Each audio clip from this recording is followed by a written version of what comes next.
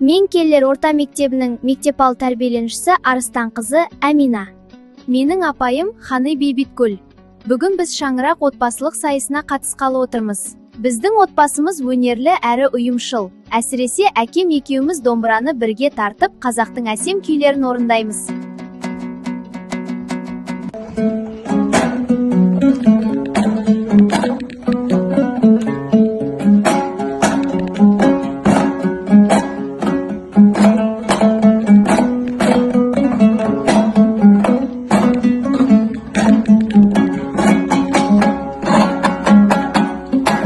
Қызымыз екеміз қазақтың салт дәстүрі, қазақтың ұлттық аспабы, осы домбыра жөнінде таныс боламыз, домбырамен ән айтамыз.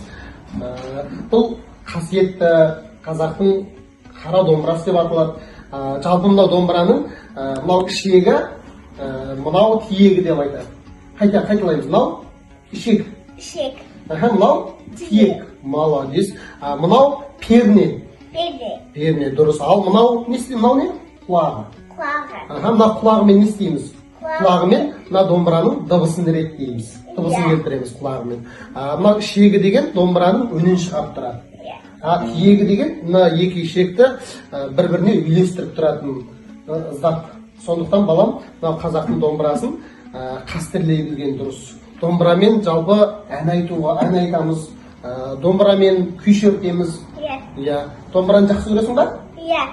Молодец. Ал енді өзің домбырамен бір ән айтшы.